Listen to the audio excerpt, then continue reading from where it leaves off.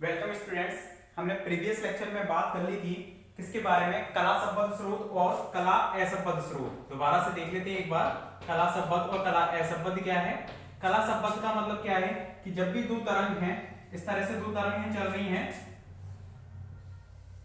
ठीक है, कि एक तरंग ये है और दूसरी जो तरंग है वो इस टाइप से है कि उन दोनों के बीच का जो कालांतर है वो समय के साथ हमेशा कैसा बना हुआ है, कांस्टेंट बना हुआ है। ये पथांतर है, अगर पथांतर कांस्टेंट है तो कालांतर भी कांस्टेंट बना होगा, क्योंकि डेल्टा इक्वल टू होता है 2 pi upon lambda into delta.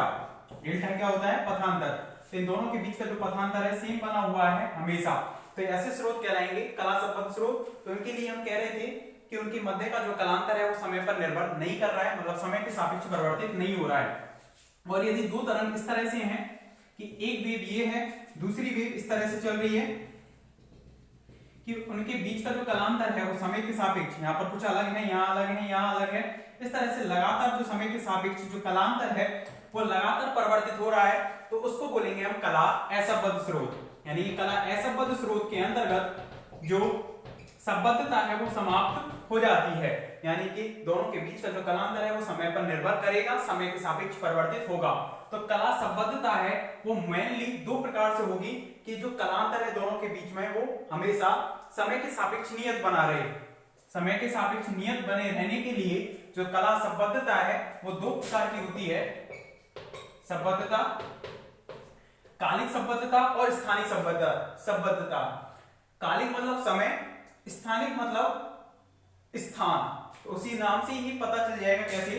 कालिक संबद्धता से मतलब क्या है कि जब भी कोई कण है या परमाणु है ऊर्जा लेकर निम्न ऊर्जा स्तर से उच्च ऊर्जा स्तर में जाता है, और उच्च ऊर्जा स्तर से जब वो निम्न ऊर्जा स्तर में आता है तो 10⁻⁻⁸ सेकंड वहां पर रुकता है। उसके बाद वो पुनः अपनी प्रारंभिक स्थिति में फोटोन है, परमाणु है, वो लौट आता है, यानी कि 10⁻⁸ सेकंड के लिए वो विराम अवस्था में है यहाँ पर। तो इसके लिए कालिक लंबाई क्या कहलाएगी, यहां से यहां तक की जो दूरी होगी, कालिक लंबाई डेल्टा एल इक्वल टू 4 गुना समय। मान लिया कि डेल्टा टी समय के लिए जो फोटोन यहां से इमिट हो रहे हैं वो डेल्टा टी समय के लिए संबद्धता को दर्शा रहे हैं। डेल्टा टी समय के लिए संबद्धता को, मतलब बहुत अल्प सेकंड है, जैसे कि मान लिया हमने 0.1 माइक्रो सेकंड है, उस माइक्रो सेकंड के अंतर्गत दोनों वेव एक दूसरे पर क्या हो रही हैं, कला संबद्धता दर्शा रही हैं।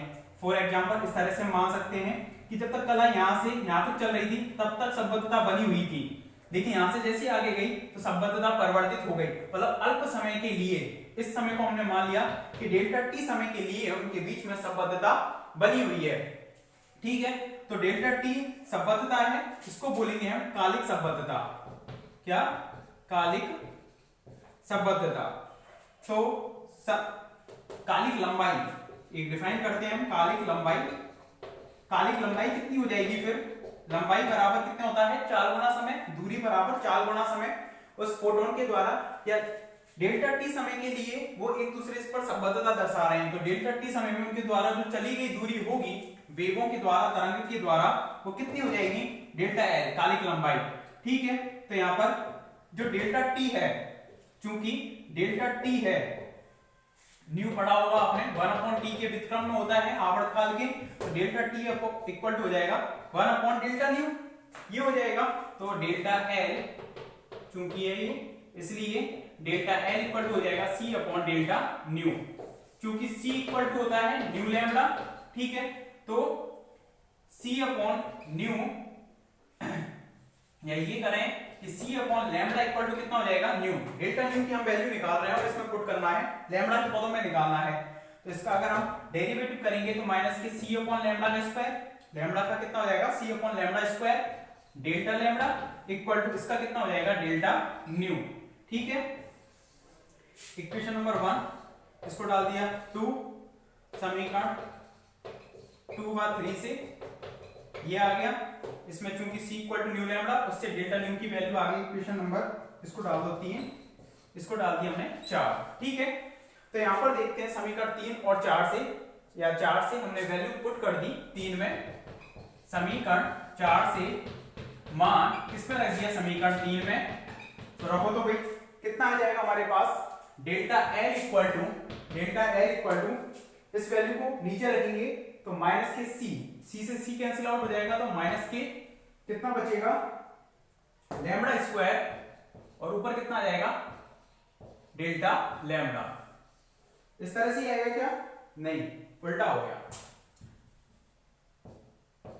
लैम्बडा स्क्वायर ऊपर आएगा और डेल्टा लैम्बडा नीचे आएगा। इस तरह से हो जाएगा हमारा ये फॉर्मूला, क्योंकि सी माइनस का सी कैंसिल आउट, सी से सी, और ये minus k lambda square delta lambda. इस तरह से जो कालिक लंबाई आई हमारे पास वो किससे दी जाएगी? इक्वेशन नंबर 5 से, कि मतलब कुछ अल्प समय के लिए उनके बीच में संबद्धता बनी हुई है। वैसे तो वेव कैसी हैं? असंबद्ध हैं, मतलब उनके बीच का जो कालांतर है वो समय के सापेक्ष लगातार परिवर्तित हो रहा है। लिखें तो इसमें कला संबद्ध और कला असंबद्ध स्रोत आपने लिख लिए थे। उसके बाद लिखना संबद्धता मुख्यतः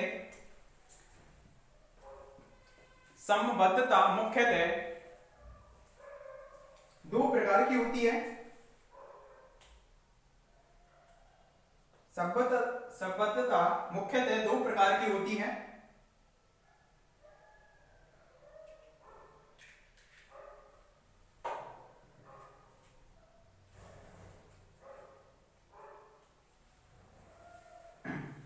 फर्स्ट कालिक संबद्धता, सेकंड स्थानिक संबद्धता।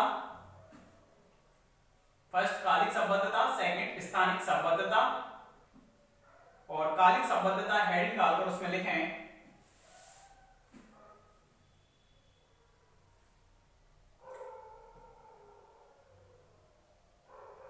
कालिक संबद्धता हेडिंग डालकर लिखें उसमें, जब परमाणुओं को ऊर्जा दी जाती है तब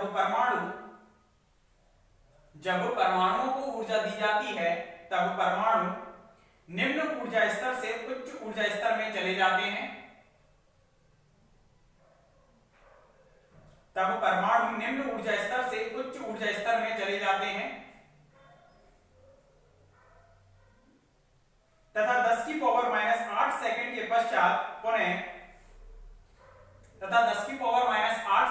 पश्चात पुनः अपनी प्रारंभिक अवस्था में लौट आते हैं।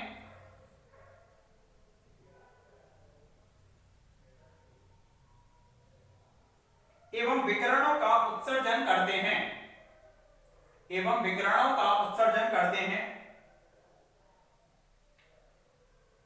इन विकिरणों की आवृत्ति एवं तरंगदैर्घ्य समान नहीं होती है।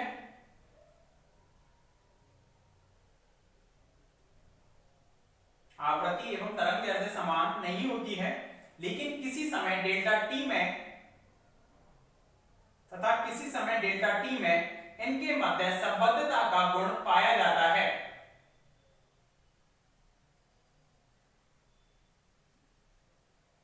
इनके मध्य संबद्धता का गुण पाया जाता है।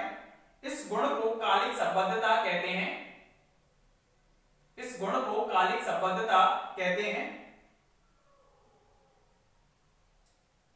तथा डेल्टा टी को कालिक समय कहते हैं। इस गुण को कालिक संबद्धता कहते हैं तथा डेल्टा टी को कालिक समय कहते हैं। कालिक समय डेल्टा टी में प्रकाश जितनी दूरी तय करता है उसे कालिक लंबाई कहते हैं।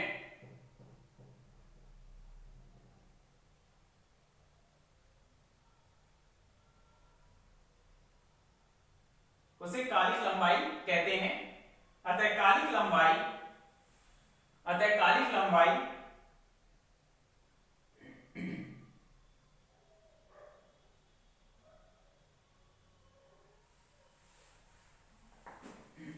पूरा लिख दें इसको।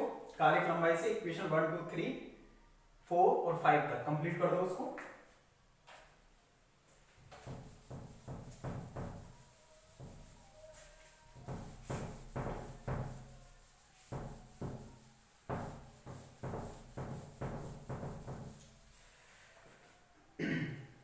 इक्वेशन 5 तक क्योंकि जो लंबाई होगी उन तरंगों के द्वारा जो भी कालिक समय में जितनी दूरी तय की जा रही होगी वो धनात्मक होगी, इसलिए डेल्टा एल हम मोड लेकर ले गए तो minus k lambda square upon delta lambda, क्योंकि धनात्मक होगी इसलिए हम लिख सकते हैं delta L equal to minus k lambda square upon delta lambda.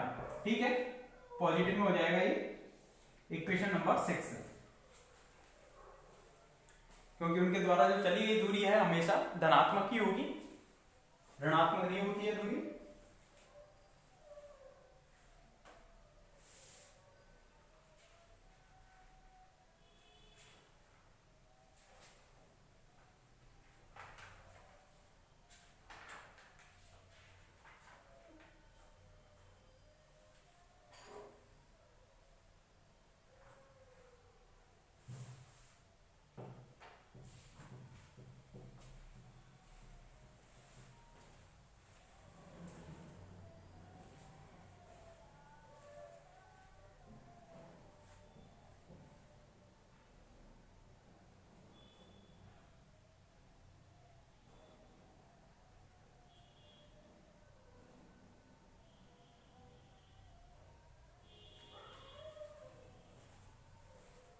इसके बाद सेकंड पॉइंट डाल देना, स्थानिक संबद्धता।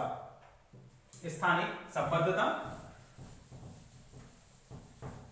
और देखो इधर कि एक प्रकाश स्रोत है S, ठीक है, उससे प्रकाश की किरण निकल रही है। यहां पर एक डबल स्लिट रखी हुई है इस तरह से, ठीक है, इनके बीच की दूरी है बाई या d से रिप्रेजेंट कर सकते हैं। दोनों स्लिट हैं S1 और S2, दो स्लिट हैं, इन दोनों के बीच की जो दूरी है वो कितनी है, स्मॉल पाई। यहां पर प्रकाश स्रोत रखा हुआ है, उससे जो प्रकाश की किरण है इस जगह पर पहुंच रही है,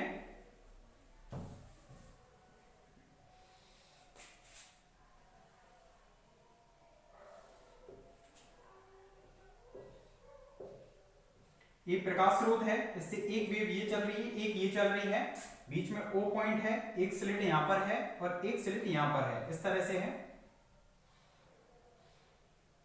इस स्लिट का मध्य बिंदु है, यहां पर दो छिद्र हुए हैं यहां पर इस तरह से, इसको बोल दिया S1 और इसको बोल दिया S2, और दोनों के जो बीच की जो दूरी है ये वाली, ये कितनी है, बाई है। ठीक है, एक द्विरेखा छिद्र है, ये द्विरेखा छिद्र। तो देखो कि एक प्रकाश स्रोत है, उससे वेव चली तरंग, अब इनके मध्य जो संबद्धता है यहां पर पहुंचने पर दोनों स्लिटों तक पहुंच रही है S1 और S2, तो उनके बीच की हम मैक्सिमम दूरी कितनी रखें, बाई मैक्सिमम हम कितना रखें कि इन दोनों जो तरंगें जो पहुंच रही हैं S1 और S2 पर, उनके बीच में संबद्धता बनी रहे, उसी को बोलते हैं हम स्थानिक संबद्धता। कि भाई S1 और S2 की जो वैल्यू है आपने कितनी रख दी, जैसे 5 mm रख दी, 5 मिलीमीटर रख दी, तब तक संबद्धता बनी हुई है। लेकिन जैसे ही आपने 5.01 कर दी mm, 5.01 mm कर दी, तुरंत उसके बीच में जो व्यतिकरण प्राप्त हो रहा था वो स्पष्ट प्राप्त नहीं हो रहा था, मतलब उनके बीच की जो संबद्धता है वो समाप्त हो गई।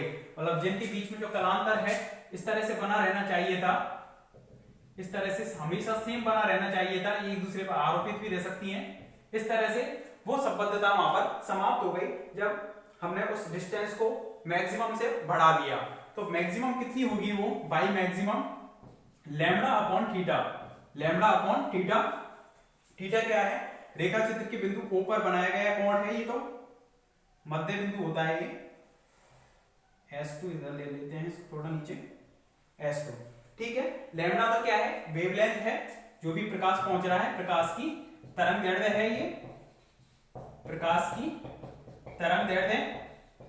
और थीटा क्या है, बिंदु O पर बनाया गया कोण, बिंदु O पर बनाया गया कोण।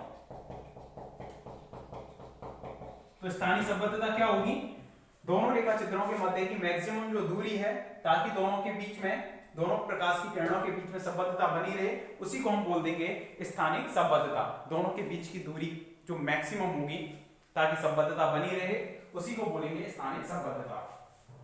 चित्र को बनाओ पहले।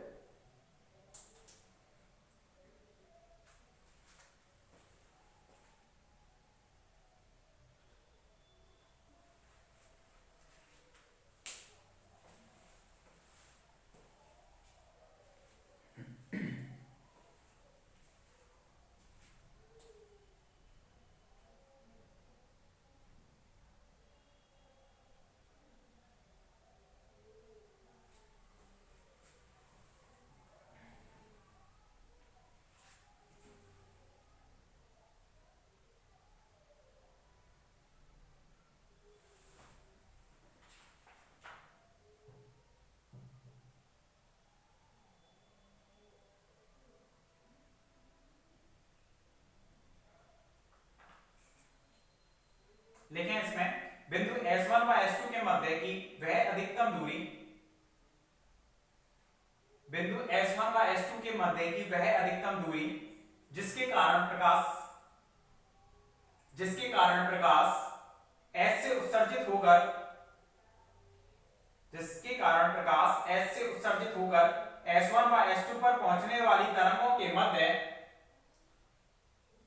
S से उत्सर्जित होकर S1 व S2 पर पहुंचने वाली तरंगों के मध्य कालांतर समय पर निर्भर नहीं करे,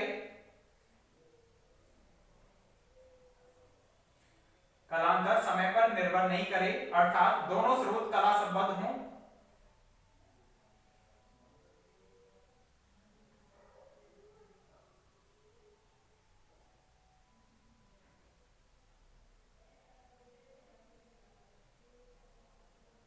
अर्थात दोनों स्रोत कला संबद्ध हो, तब वह अधिकतम दूरी स्थानीय संबद्धता कहलाती है, तब वह अधिकतम दूरी स्थानिक संबद्धता कहलाती है, अर्थात y maximum equal to lambda upon theta, जहां लैम्डा प्रकाश की तरंगदैर्घ्य है और थीटा क्या है, थीटा s के द्वारा, जो प्रकाश स्रोत है s, उसके द्वारा बिंदु O पर बनाया गया कोण है। लिख दो इसको।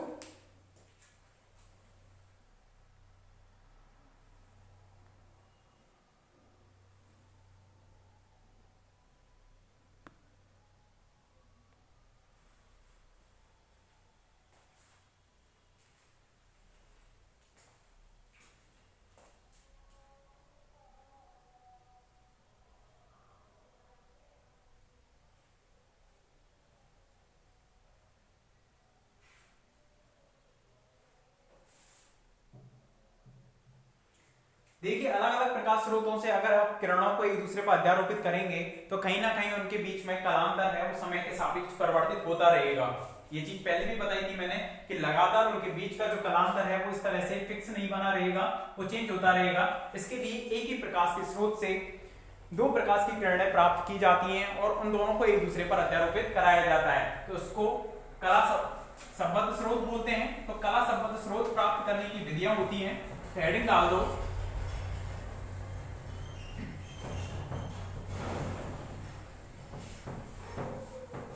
कला संबद्ध स्रोत प्राप्त करने की विधियां।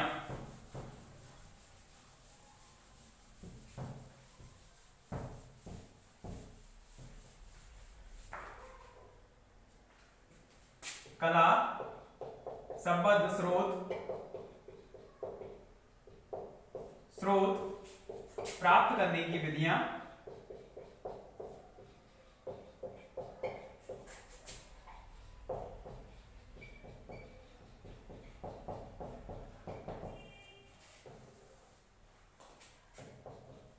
कला संबद्ध स्रोत प्राप्त करने की विधियां।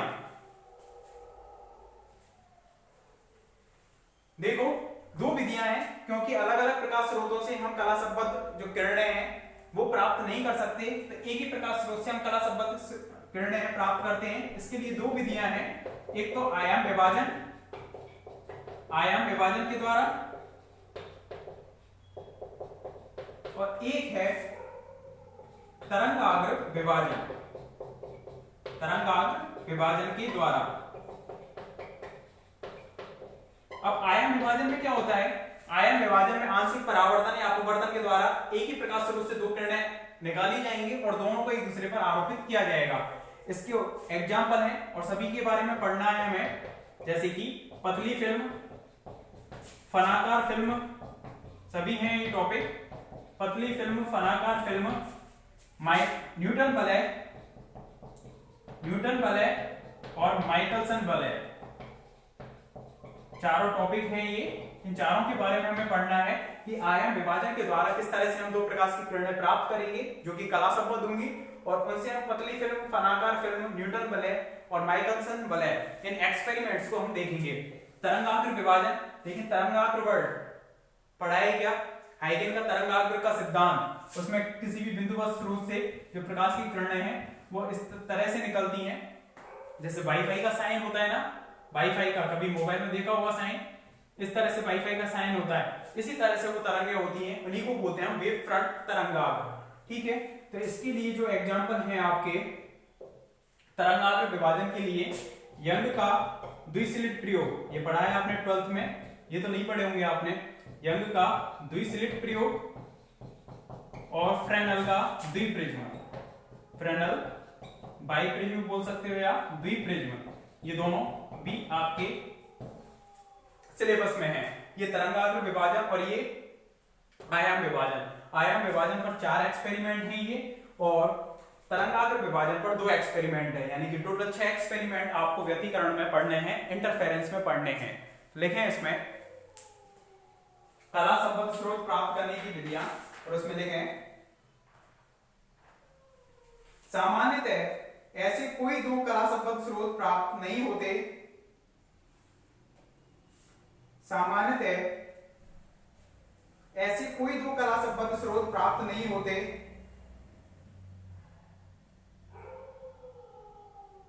जिनके बीच में कलांतर समान बना रहे, जिनके बीच में, जिनके मध्य कलांतर समान बना रहे, लेकिन एक ही प्रकाश स्रोत से,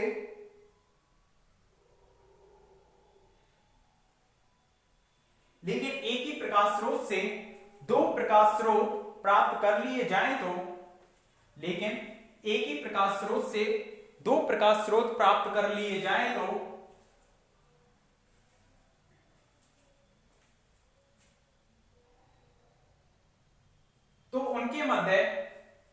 तो उनके मध्य कलांतर हमेशा समान बना रहता है, तो उनके मध्य कलांतर हमेशा समान बना रहता है, क्योंकि पहले प्रकाश स्रोत की कला में जितना परिवर्तन होगा, क्योंकि पहले प्रकाश स्रोत की कला में जितना परिवर्तन होगा उतना ही परिवर्तन दूसरे प्रकाश स्रोत की कला में होगा, उतना ही परिवर्तन दूसरे प्रकाश स्रोत की कला में होगा, अर्थात दोनों के मध्य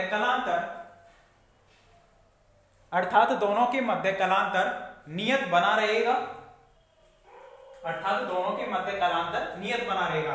देखो कि एक ही प्रकाश स्रोत है, ठीक है, S, उसको हमने 2 भागों में बांट दिया इस तरह से, यहां से तरंग चली और तरंग है यहां पर जाकर 2 भागों में बट गई, एक तो यहां से फिर दोबारा चालू हो गई, एक दूसरी यहां पर चालू हो गई, और इन दोनों के अध्यारोपण से व्यतिकरण प्रारूप हमें मिल रहा है, S2 बोल दिया और इसको S1 बोल दिया। तो यहाँ पर जो तरंग एक दूसरे पर अध्यारोपित हो रही है वो एक ही प्रकाश स्रोत से है, यदि एक ही कला में चेंज होगा तो उसी से दूसरी किरण निकल रही है तो उसकी भी कला में उतना ही चेंजेज आएगा, तो जिससे कि दोनों के बीच का जो कलांतर है ऑलवेज कैसा बना रहेगा, सेम बना रहेगा, ठीक है, ऑलवेज सेम बना रहेगा, इस तरह से बीच का जो है डिफरेंस सेम रहेगा, ठीक है। देखें इसमें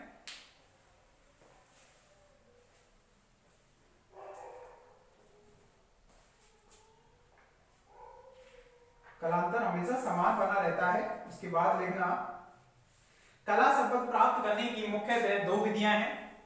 नेक्स्ट लाइन से लिखना कला संबद्ध स्रोत प्राप्त करने की मुख्यतः 2 विधियां हैं, दोनों के नाम लिख दो, आयाम विभाजन के द्वारा और तरंगाग्र विभाजन के द्वारा, और फर्स्ट हेडिंग डाल देना आयाम विभाजन के द्वारा।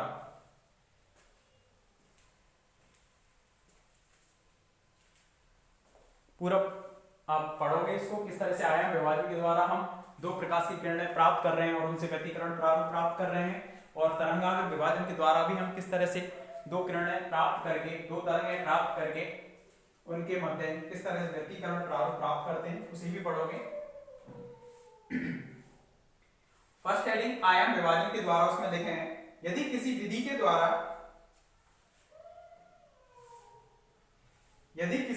द्वारा जैसे आंशिक परावर्तन या अपवर्तन के द्वारा आपतित तरंगों के आयाम को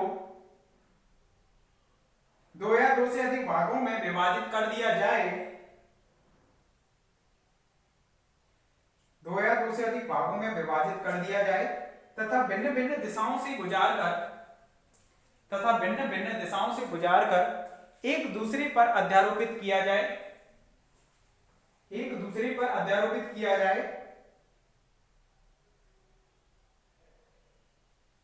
तब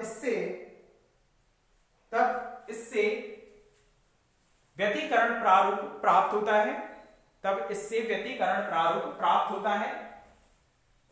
सेकंड पॉइंट, तरंगाग्र विभाजन के द्वारा। उसमें तो आंशिक परावर्तन और अपवर्तन था, इसमें परावर्तन और अपवर्तन वर्ड आएगा। देखना एग्जाम्पल और लिख देना, इसमें आयाम विभाजन के द्वारा में एग्जाम्पल करके इनको और लिख देना, जगह है तो, नहीं तो नीचे लिख देना अलग से कि आयाम विभाजन के उदाहरण और तरंगाग्र विभाजन के उदाहरण नीचे लिख देना, दोनों को कंप्लीट करने के बाद। तरंगाग्र विभाजन के द्वारा इसमें लिखें, इस विधि में परावर्तन या अपवर्तन के द्वारा, इस विधि में परावर्तन या अपवर्तन के द्वारा तरंगाग्र को दो या दो से अधिक भागों में विभाजित कर, तरंगाग्र को दो या दो से अधिक भागों में विभाजित कर एक दूसरे पर अध्यारोपित किया जाता है, एक दूसरे पर अध्यारोपित किया जाता है, जिससे व्यतिकरण प्रारूप प्राप्त होता है, जिससे व्यतिकरण प्रारूप प्राप्त होता है।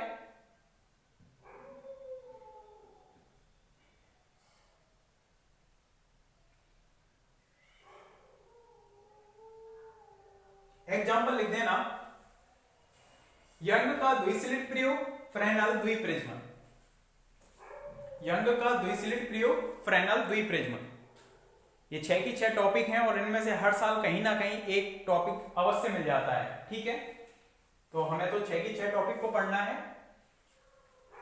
तभी समझ में आएगा, क्योंकि ऐसे नहीं कि एक पढ़ा दिया तो बाकी की चीजें अपने आप समझ में आ जाएंगी, एक दूसरे से रिलेटेड है। जैसे कि पतली फिल्म है वो माइकलसन बले से रिलेटेड है, फनाकार फिल्म है वो न्यूटन बले से रिलेटेड है, इस तरह से है वो रिलेटेड। और जब यंग का द्विसलिट प्रयोग पढ़ोगे तभी फ्रेनेल द्विप्रिज्म समझ में आएगा, ठीक है। सभी को पढ़ेंगे नेक्स्ट लेक्चर में, ठीक है। Thank you.